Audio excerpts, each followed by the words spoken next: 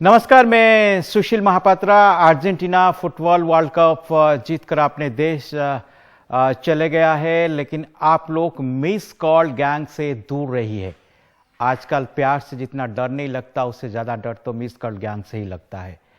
आपको याद होगा, कुछ दिन पहले दिल्ली में एक बिजनेसमैन से 51 लाख रुपया ठगों ने ठग लिया। बस उनके मोबाइल पर लगातार मिस कॉल आ रहे थे और जैसे ही वो मिस कॉल को रिसीव किए, दूसरे तरफ से कुछ देर के लिए कोई आवाज नहीं आया, कोई साइलेंस हो गया पूरी तरह फोन। और उसके बाद पता चला कि उनकी अकाउंट से कई बार जो है पैसे दूसरों के अकाउंट में ट्रांसफर कर दिया गया और कुल 51 लाख रुपया जो है उनके अकाउंट से ट्रांसफर हो गया। वो पुलिस केस किए और पुलिस का कहना है कि यह हो सकता है जामतारा गैंग हो। जामतारा गैंग क्या है? जामतारा गैंग यही है कि जामतारा एक जगह है झारखंड में, जहां सबसे ज्यादा साइबर फ्रॉड जो है वहीं पर होते हैं। और ये जगह जो है एक फ्रॉड कैपिटल के नाम से भी जाना जाता है। लेकिन सबसे बड़ी सवाल ये, जामतारा तो भारत में ही है, झारखंड में है, तो आज तक ऐसे गैंग को पुलिस क्यों नहीं पकड़ पाती?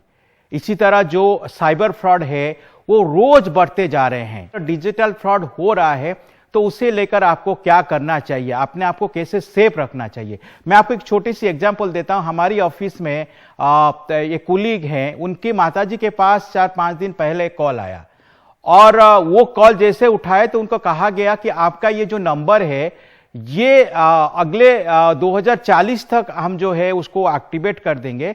आपको बस एक नंबर दे रहे हैं, उसमें आप कॉल कीजिए और ये एक्टिवेट हो जाएगा। तो माताजी को तो कुछ पता नहीं था। माताजी ने उस नंबर पे कॉल कर दिए और कॉल करने के बाद क्या हुआ कि उस तरफ से कोई आवाज नहीं आया। थोड़ी देर के लिए कॉल को होल्ड रख दिए और कुछ देर के बाद यह हुआ कि वो नंबर जो है उसमें आउटगोइंग तो जा रहा था, लेकिन इनकमिंग आना बंद हो गया। इसका मतलब मैसेज और इनकमिंग दोनों आना बंद हो गया और कुछ देर के बाद फिर वो आउटगोइंग भी बंद हो गया। लेकिन ये शुक्र की बात है कि माताजी का अपना कोई बैंक अकाउंट में पैसा नहीं था और ना ही कोई डिजिटल पेमेंट वो कर रहे थे, जिसकी वजह से चोरों ने उनके अकाउंट से पैसा नहीं ले पाया। अगर उनके अकाउंट में पैसा होता तो वो पैसा निकाल लेते। तो ये देखिए कि आजकल क्या होता है कि जो डिजिटल फ्रॉड होता है, ज्यादातर ये जो चोर हैं, जो ठग हैं, यही कोशिश करते हैं कि जो सीनियर सिटीजन है उनको जो है टारगेट किया जाए, ताकि वो ज्यादा जो है वो डर जाए और इसके बाद जो है उनकी बातों को मान जाए। तो ये डिजिटल फ्रॉड हो रहा है आज देश के अंदर, आप देख रहे हैं, और ये रोज जो है बढ़ते जा रहा है। आप कहीं भी चले जाइए, पेपर में देखिए, रोज कहीं ना कहीं आपको इस तरह की खबर मिल जाएंगे। ये जो मिस कॉल का गैंग है, इससे आप लोग को दूर रहना चाहिए, क्योंकि ये बार बार आपको मिस कॉल करते हैं और ये मिस कॉल करने के बाद क्या करते हैं कि जैसे ही आप वो रिसीव करते हैं तो वहीं से ये कोशिश करते हैं कि जो आपकी डाटा है उसको चुराने की, कि उनकी अपने पास टेक्निक है। तो कई लोग कहता है कि आजकल ओटीपी नहीं आता है, लेकिन फिर भी जो है उनके अकाउंट से पैसे निकल जाता है, मिस कॉल से निकल जाता है। क्योंकि आपने देखा होगा आजकल लोगों के पास हमेशा जो है बैंक से लेकर अलग अलग जो फाइनेंशियल संस्था है वो मैसेज भेजते रहते हैं और वो यही कहते हैं कभी भी आप जो है अपना ओटीपी शेयर मत कीजिए। लेकिन दिल्ली में जो बिजनेसमैन के साथ हुआ वो तो ओटीपी शेयर नहीं किए थे, उनके पास 2 घंटे के अंदर काफी सारे मिस कॉल आए थे और उसी मिस कॉल के जरिए जो हुआ उनके अकाउंट से पैसा निकल गए। तो ये लोग कहते हैं ये क्या हो सकता है कि सिम स्वैपिंग के जरिए ये हो सकता है। और ये सिम स्वैपिंग क्या होता है पहले भी हम आपको बता चुके हैं, क्योंकि कई बार होता है कि हम अपना जो डिटेल्स है कई जगह शेयर करते हैं, सोशल मीडिया में शेयर करते हैं, अलग अलग जगह पर शेयर करते हैं। तो जब ये साइबर फ्रॉड जो करते हैं उनके पास जब डिटेल मिल जाता है तो वो लोग कोशिश करते हैं कि आपका डुप्लीकेट कोई आईडी बना दें और इसके बाद वो उनको सिम तो मिल जाता है। क्योंकि जब सिम स्वैपिंग हो जाता है तो आपके जितना डिटेल्स है, आपके पास जो मैसेज आता था, जो ओटीपी आता था, वो आपके पास नहीं आता है। जैसे मैंने बताया कि मेरी जो कुली की मां की जो मोबाइल का जो एक्टिवेट बंद हो गया है, जो इनकमिंग आउटगोइंग जाना बंद हो गया, तो उसमें क्या होगा कि जो भी ओटीपी अगर आता, कोशिश करते हैं लोग पैसा निकालने के लिए, वो उस नंबर पे जाता जो नंबर उस चोर के पास एक्टिव है, वो फ्रॉड के पास एक्टिव है, तो फिर वो उससे वो पैसा निकालने की कोशिश करता। लेकिन इनके पास तो ओटीपी नहीं आया, इनके पास बैंक अकाउंट में पैसे नहीं था, बैंक अकाउंट का इस्तेमाल नहीं करते थे, डिजिटल पेमेंट का इस्तेमाल नहीं करते थे, इसीलिए वो बच गए। तो इसलिए जब भी ये सब होता है तो आपको सावधान रहने की जरूरत है।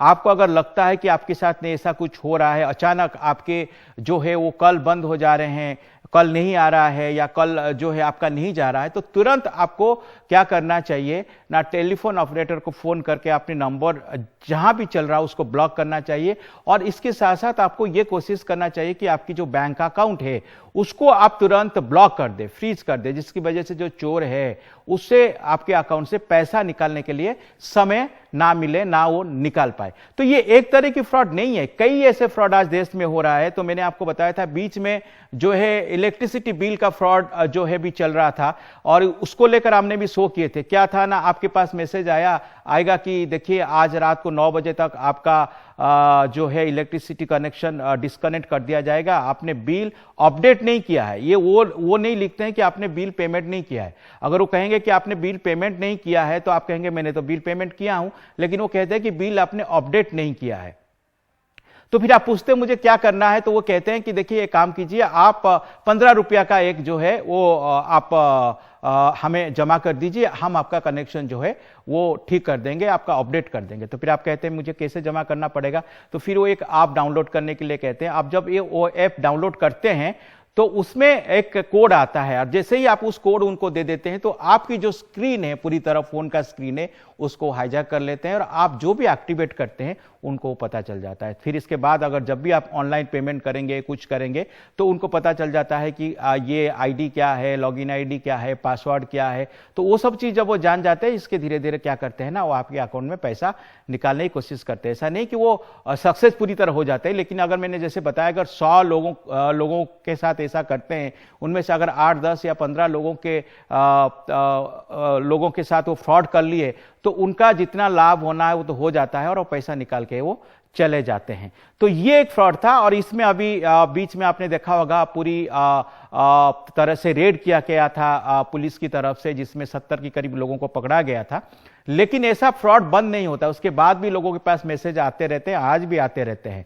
और दूसरी एक फ्रॉड आजकल जो है, मैंने आपको पहले बताया था, फर्जी जो है कस्टमर एक्साइज अफसर बन के लोग जो है ठग रहे हैं। उसमें यही है कि आपका दोस्त बन जाएंगे, आपको कहेंगे, फिर आप जब उनके करीब हो जाएंगे तो कहेंगे देखिए मैं तो यूएस में रहता हूं, यहां पर जो सामान है आईफोन है बहुत सस्ता है, मैं आपके लिए भेजना चाहता हूं फ्री में, आप मेरे दोस्त हैं, और बस आपको कुछ नहीं करना है, आपको सिर्फ जो है वो एक्साइज ड्यूटी जो है वो एयरपोर्ट पर देना है। तो जैसे ही आप अपने एड्रेस और फ़ोन नंबर दे देते हैं, फिर आपका एक पार्सल के नाम से आपका एक फ़ोन आता है कि वो कस्टम एक्साइज डिपार्टमेंट से कोई बोल रहा है, और पार्सल जो है आपका एयरपोर्ट में पहुंच गया है, और आपको एक्साइज ड्यूटी देना पड़ेगा। तो आप एक्साइज ड्यूटी देते हैं, जब एक बार एक्साइज ड्यूटी दे देते हैं, इसके बाद वो आपको ब्लैकमेलिंग करना शुरू कर देते हैं। वो कहते हैं देखिए आपके सामान में हो सकता है कि कोई गोल्ड हो, आप हो सकता है इसमें कोई कैश हो, हम पुलिस आपके घर में भेजेंगे, और आपको जेल जाना पड़ सकता है। तो फिर वो धीरे धीरे आपके साथ क्या करते हैं ना, ब्लैकमेलिंग करके वो पैसा आपका निकाल लेते हैं। तो इसी तरह एक नर्स से करीब 2 करोड़ रुपया भी निकाल लिए थे। तो इसीलिए जब इस तरह की कॉल आते हैं, आपको ध्यान रखना चाहिए, कभी भी एक्साइज वाले कॉल करके पैसा नहीं मांगते हैं। जो फ्रॉड होते हैं वही आपको कॉल करते हैं और पैसा आपसे ब्लैकमेलिंग के जरिए निकालने की कोशिश करते हैं। तो ये सब सिंपल बात है, आप लोग को ध्यान रखने की जरूरत है, क्योंकि हम लोग जितने भी डिजिटल की तरफ बढ़ रहे हैं उतना भी फ्रॉड भी साथ साथ बढ़ रहा है।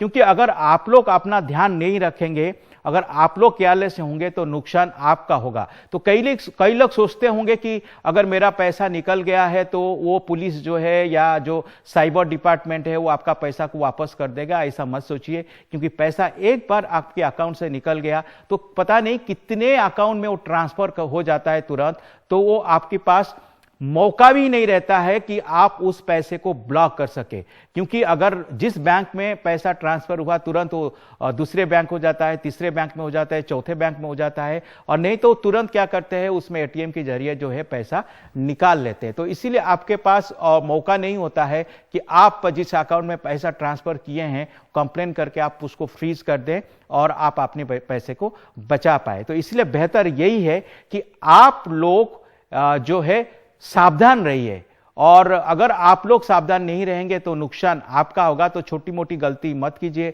अगर आपके पास काफी सारे मिस कॉल आ रहे हैं, आप उन लोग नहीं जानते हैं, तो आप उसको रिसीव मत कीजिए। दूसरी बात है, अगर इलेक्ट्रिसिटी बिल को लेकर कोई मैसेज आ रहा है तो उसको भी इग्नोर कीजिए। और तीसरी बात, अगर कोई फ्रॉड कस्टमर एक्साइज अफसर आपको फोन करके धमका रहा है तो आप उसका कंप्लेन कीजिए, क्योंकि अगर आप ये डर जाएंगे, ये सब नहीं करेंगे, तो नुकसान आपका ही होगा। आज के लिए इतना ही। नमस्कार।